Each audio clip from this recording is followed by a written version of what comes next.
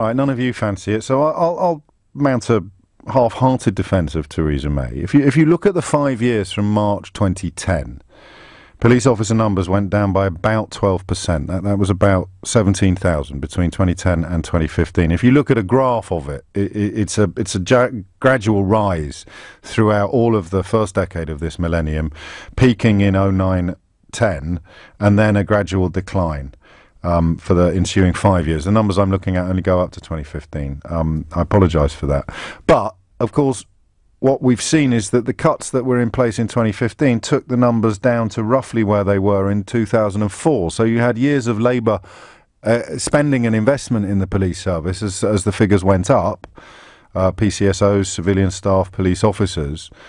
And then when Theresa May became Home Secretary, they started to go down. But crime figures, in her defence, went down as police cuts were imposed.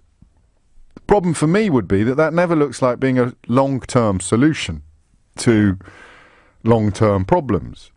It just looks like a convenient thing to stick on a political poster. So that would be her claim.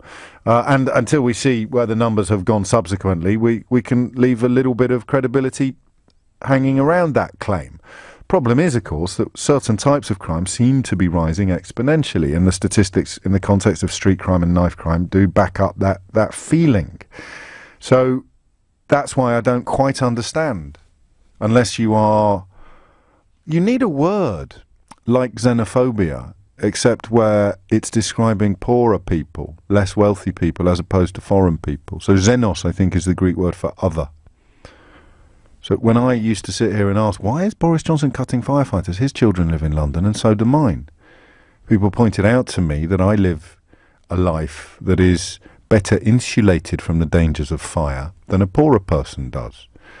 You know, I don't have a dodgy landlord who's tried to save money on the electrics. I don't have an old fridge that might start sparking out the back of it. I don't live in a converted building with lots of flats and possibly obstructed fire escapes. The poorer you are, the more risk you are at from fire, culminating, many may argue, in the kind of tragedy that we saw unfold at Grenfell Tower.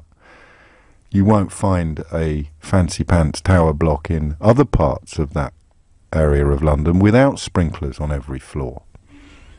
Make of that what you will. So I then move to Theresa May, and I think to myself, well, hang on, you're as much a potential victim of crime as I am. Why are you cutting the people that prevent and cut crime? Answer, because if you live in a salubrious environ of Maidenhead, or if you have a nice do you have a London residence as Home Secretary? You don't, do you? But either way, you are living in the same world that I inhabit, and we are less likely to be victims of crime or victims of fire. So we think we can make cuts because they're only going to hit poor people, and poor people don't vote Conservative anyway. Actually, that last bit's not true, but anyway, give me a break.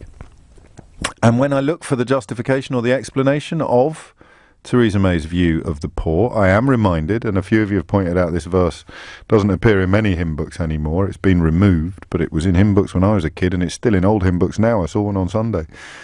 The rich man in his castle, the poor man at his gate, God made them high and lowly, and ordered their estate. When you hear people like Theresa May making much of being a vicar's daughter, or Jacob Rees-Mogg claiming to be a Catholic, that's the kind of Christianity they subscribe to.